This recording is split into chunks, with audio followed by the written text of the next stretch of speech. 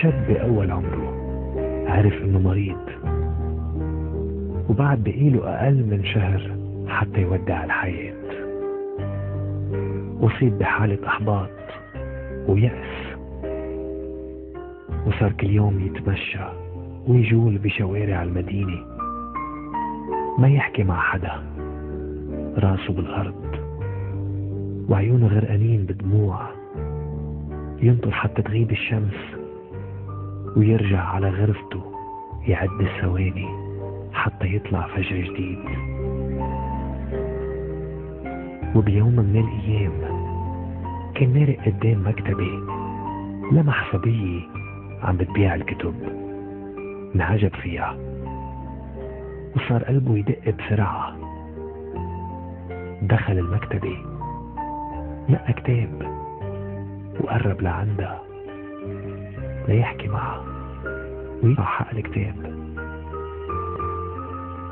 ولما وصل لحدها صبر، ما عادت الكلمات تطلع منه، عيونه بعيونها، مدهوش مسحور بابتسامتها.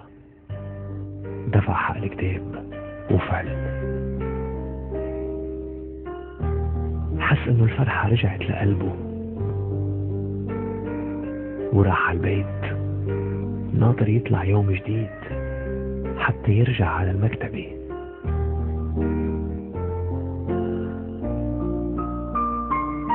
وباليوم التاني رجع، راح أخذ كتاب تاني وقرب لحدها، وكمان مرة حس بجمالها سيطر عليه وما قدر حتى يقلها مرحبا. دفع حق الكتاب وغادر المكتبة، وبقي على هالحالة كل يوم يشتري كتاب حتى صارت الخزانة مليانة كتب من دون حتى ما يقراهن. وكل يوم كان عم بيتمنى انه يقدر يحكيها ويقلها قد ايه هو بحبها قبل ما يودع الحياة. ومرقت الايام، وفجأة لاحظت هالصبية انه هالشاب ما عاد يمرق على المكتبة، فسألت عنه وعرفت وين بيته. راحت لعنده، دقت على الباب، فتحت لأمه لابسة أسود والحزن بعيونها. ركضت الصبية وغمرتها وقالت لها قدرنا ما نكون سوا، لو فتح ولو مرة كتاب من هالكتب كان عارف قد ايه بحبه بكل كلمة كتبتها، قد ايه كنت حابة نقعد سوا وقال له بحبك، حياتي بليك ما بتسوى. ليه اللي منحبهم ما بيكونوا إلنا؟ ليه؟ والله ما يسوى أعيش الدنيا دونك، لا ولا تسوى حادث الوجود. دامك انت اللي رحلت وكيف بصبر عن بعاد، وكيف بنزر هالورود عالبعاد، وكيف بنزر هالورود.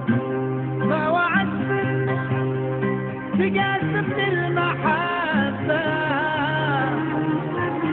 وتبقى لي حبا والدروب دليل، بس حساس الموت كان اقرب وارحم. حسبي الله وحده نعم الوكيل، حسبي الله وحده نعم الوكيل.